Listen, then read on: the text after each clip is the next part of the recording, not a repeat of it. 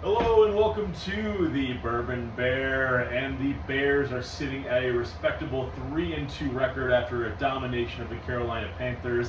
And on the show we have the man, the myth, the legend, currently at 19-10-1, Bondo. How are we feeling, Bondo? Well, I'm here again. The show.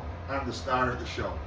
That's the bottom line. I'm hot. We got to get more people watching. You know, we have some sponsors. We got Nicholas and Associates and DuPage Jeep now. So we're going all out. Moving on up. We're moving on up. There we go. And there's the proof. You know, again, if you've been following us, you know there's the proof. We do have the big board up there. In Bondo, though, I gotta say, there was a lot of hot takes that, you exaggerated your betting prowess, but you do stand at a very, very healthy 19-10-1. How are you feeling about this NFL season? Well, I'm 20-10. There you go. He's It's been recorded. Yeah, well, I got the Illini too that movie. But no, I'm feeling good. I'm called the Bookie Destroyer.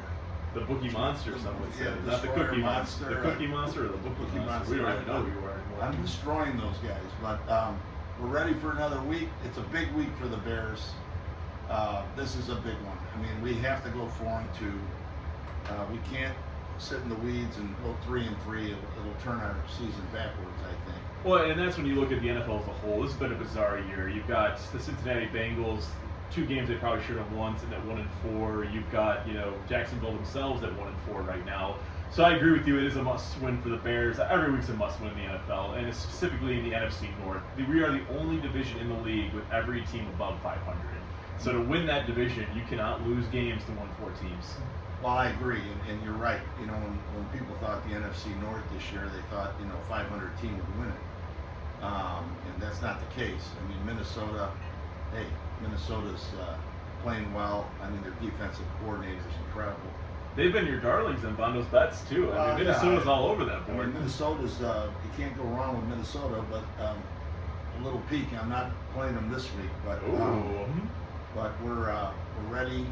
But going back to the Bears, with Brisker out and Stevenson questionable, that's going to really be tough on the defense. Well, before we even get too deep into the Bears, let's stick with the NFC North. I mean, you spin the Lions at 3-1, the Vikings undefeated at 5-0 right now. The Packers, with a backup quarterback for 2 of their games, are still 3-2. The Bears don't play the NFC North until about week 10, and then it's going to be a cluster of games that are going to be where the real meat and bones of the schedule comes in. Because you do, preferably you win the division, but if you can at least get into that wild card spot, I feel good about this team. You had Caleb Williams last week. Again, bad Panthers secondary, bad Panthers defense in general, but the deep ball did finally show up. DJ Moore with 2 great touchdowns. Do you think he repeats that this week? Well, he's progressed every week. That's a fact, and he has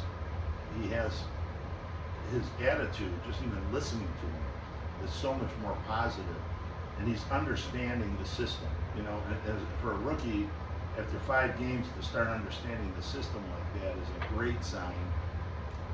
Fields, was great, but he had lived, and he really never followed the system. And I'll say that too, because Caleb, you can tell he does not want to run. He wants to sit in the pocket, wants to throw. Justin was it's blown up, I'm running. That's everything he wants to do. Caleb, once he knows he can't make that pass, then he'll use his legs, which is good. That's good development for a rookie quarterback, good awareness of the field. But he's coming over I think it's just over 1,000 yards through 5 games. But you're right, the improvement's been there. Week 1, I think it was 97 yards, something like that. But then since then, you've had 2 weeks of over 300 yards. Well, his passer rating that first week was a joke. Terrible. I think it was the second lowest out of 32 teams. But I believe it. But here we are. We put a lot of faith in him, and this is a game. All right.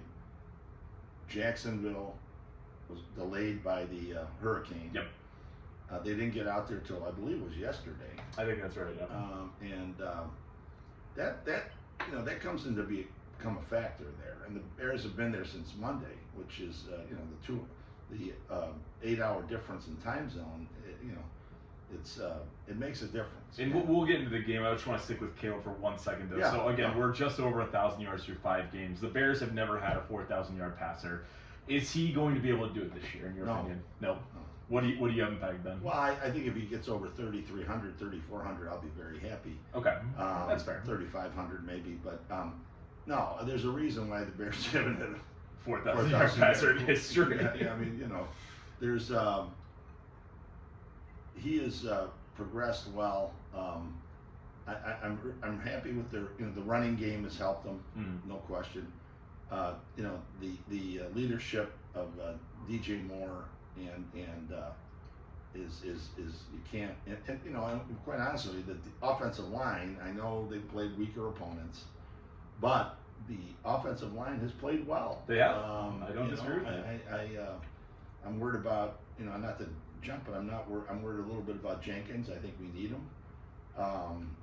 Brisker out, So it's been interesting with Jenkins. Obviously, we're used to him being injured at some point in the season. It's literally just clockwork at this point. Bill Murray, though, has been a low-key step up and fill that role in for the line. You saw DeAndre Swift finally come into his own, I think, the past 2 weeks. And Roschon Johnson, I think they finally understand how to use him. He's a goal line back. Yes. He's going to be your bruiser. You have Swift for the passing / big play opportunity. Doesn't really look like Khalil Herbert's got a spot in this team anymore. No, he had opportunities early on and he couldn't score. Yeah. And he's just not that muscle back.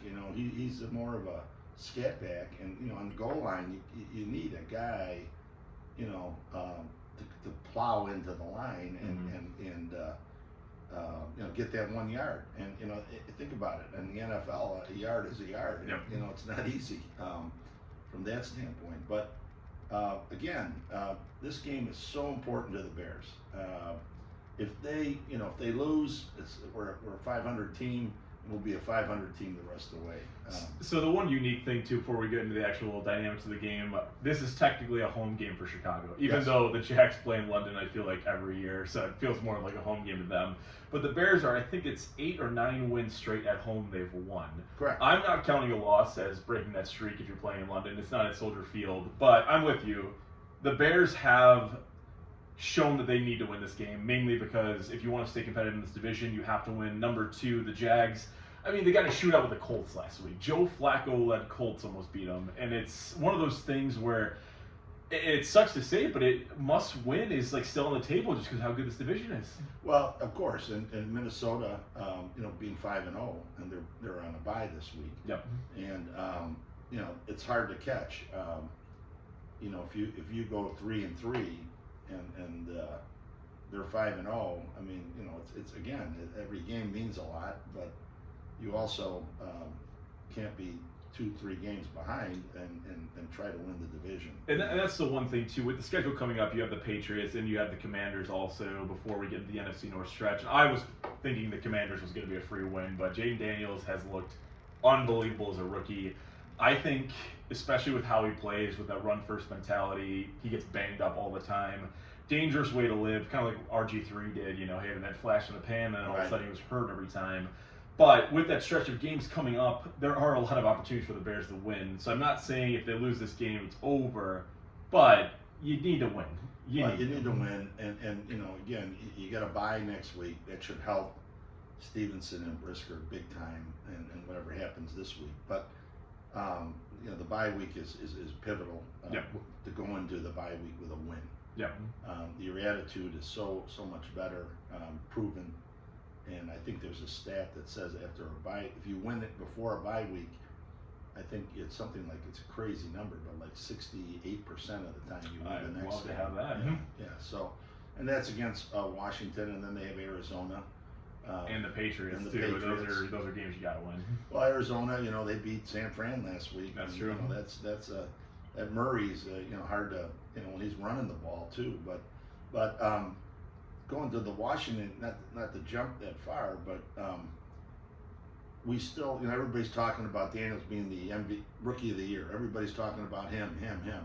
Now, if Caleb can play a couple of tomorrow play well, against Washington play well, I think that he can turn that around into his favor, and I mean that. And you can flip that script. I'm with you there 100%. Because right now everyone is hyping him up as like this godsend, and the Bears messed up by not drafting him.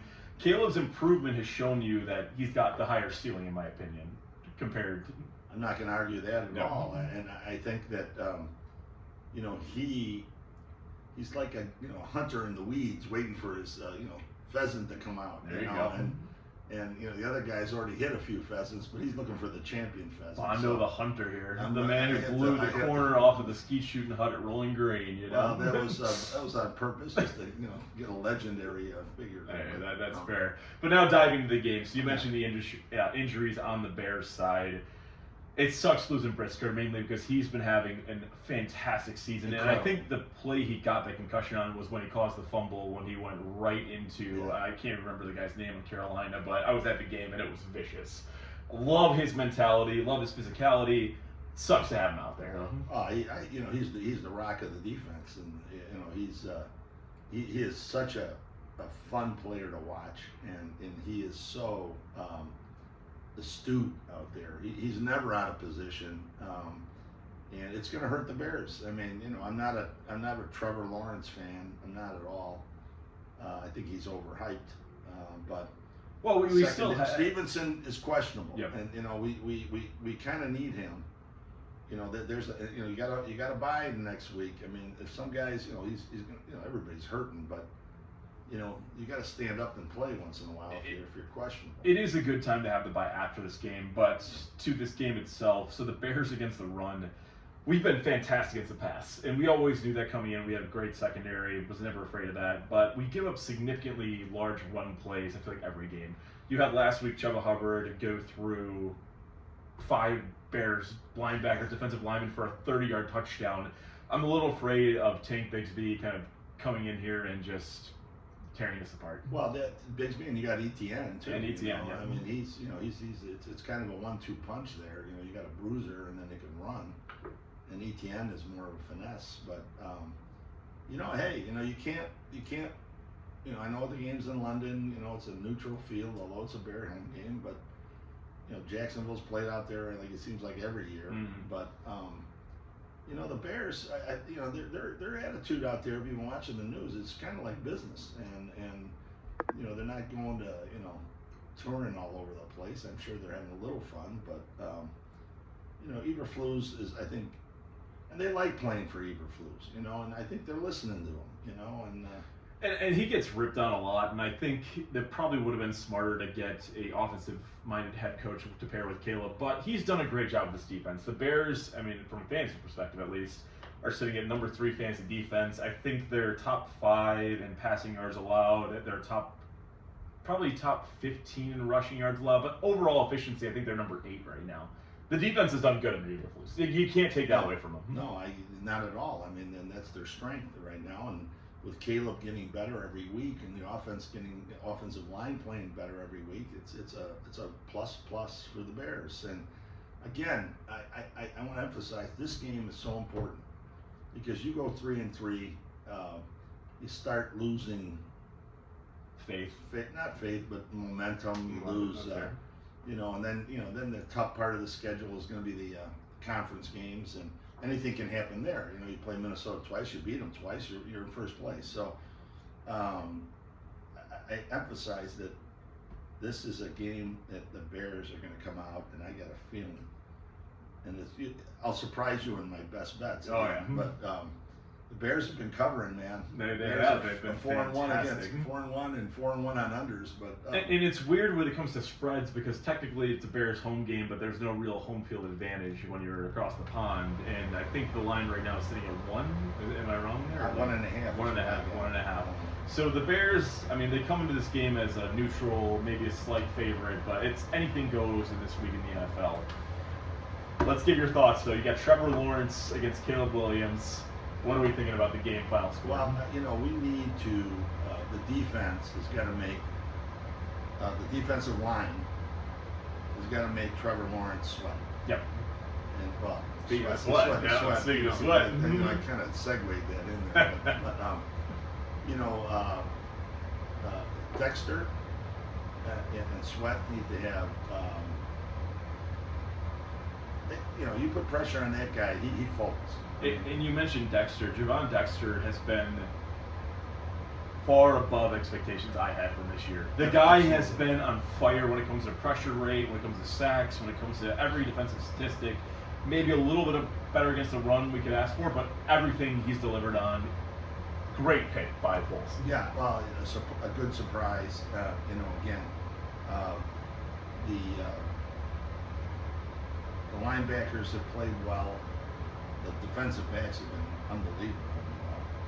But, safety play has been great too. It's safety been everything. plays, Kevin Byard with that interception against Dalton was huge, unbelievably huge, great play. Huge. And shout out to Nick Fred. You're right. I said we should get Geno Stone. He earned the stripes that game. I'll give it to him. Well, you have to. Fred's a genius. Oh, I don't know about that. Well, come on. Happy belated birthday, Nick. Oh boy. Happy birthday. No, but going back to your free ticket to last game was sponsored by Nicholas and Associates, so you got to give them another plug. But no, it's going to be a fun 8:30. I hope you guys are all sober by halftime. But it's I think the Bears with their momentum, Jacksonville 1-4. You can put a fork into them if we can win this game, and that's something I think the Bears can do. And we'll get into your bets actually after this final question here. The Yes. one thing we saw, I guess, last week when the Colts played the Jags was that ability to throw that deep ball. I think it's Brian Robinson Jr., the rookie wide receiver, burned him deep. Without Britzker in there, I mean, you're asking a lot for, especially if Tyree Stevenson's out. We cannot give up those big plays. No. That will drive me absolutely crazy. And it sucks that you have injuries this week in particular. Against the Panthers would have been no problem because they couldn't do anything against us. Yeah.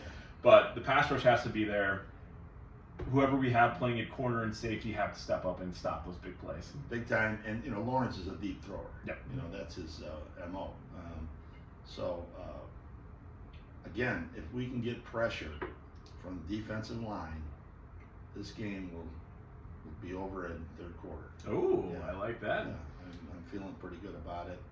I think the Bears, again, their attitude, business-like, they're going to say, hey, we had 7 straight wins, the longest streak in the NFL right now. Oh, the bourbon's hitting them a little bit. Yeah, I know. I'm not even good with bourbon at 10:40 in the morning, but no, it's I'm looking forward to the game, and all us Bear fans will be ready, and we need to get some woofs out there at 8:30 in the morning. Oh, we got boots on the ground, little Korabs out there. I wish I could have been there. That would have been an awesome time in London to see the Bears. Brad K's do out what they there. got. There we go. Another sponsor of CBS Sports. I wonder who gave them those tickets. But, so we'll hop in though. So it sounds like we need a Bears prediction here, but we got to get into the highlight of the segment, Bondo's bets. So Bondo, I want you to take the floor. 19-10-1. Bondo, keep them rolling. Stay hot. 19-10-1. I still go 20, but that's okay. That's a lie. All right. Well, first off, we're going Bears. Bears -1.5. I believe. It's not the Kool-Aid talking here. Maybe it's the bourbon talking. I don't know. But like the Bears, I'm not going to bet the over/under. I have a tendency to think of not betting the over/under. I think London's always an under game. Well, that's what they say, but I got a feeling Caleb's going to put some points up. So another pick is, and Madison will be happy with this. I like Cincinnati -3. I like Tampa Bay -3.5. I'm sure I'll get a few boos on this, but I like Green Bay -5.5. And if you follow the pattern here, there's a lot of rookie quarterbacks coming up here, and with Texas laying, it was 6.5, now went to 7, so I'm going to give it to 7. During the Texans or Dallas? Texans. Okay. Texans. Texas. I was like, what? Well, I meant the Houston Texans. There you go. And then Atlanta. Atlanta's a sneaky team.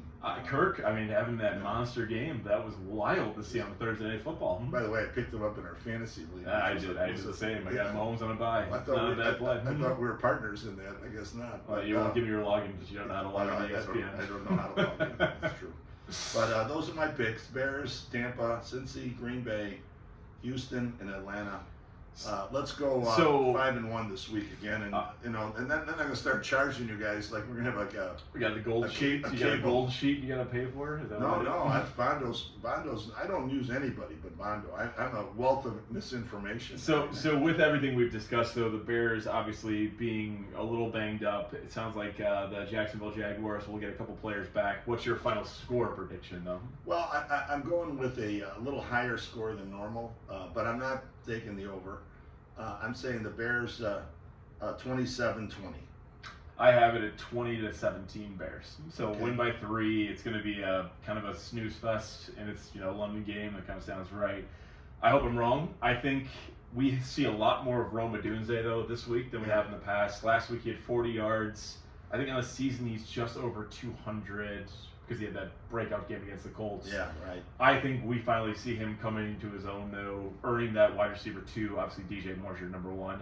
And Keenan Allen obviously being shifty in the slot, totally fine. Yeah, but is he playing? He's questionable, right? He's probably going to play. I mean, it's been like that with his heel. Right. It's been banged up, but I'm hoping this is where Rome Odunze is your deep threat comes to.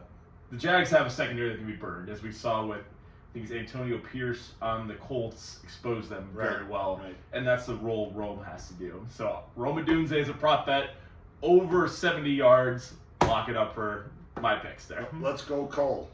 Go Cole. Go Cole. All right. And that's all the time we have. Bear down, ladies and gentlemen. Good luck in tell- London and Chicago Bears. Tell all your friends about Bondo's picks. That's all you got to do. Bondo's bets. Bondo's bets. Aloha.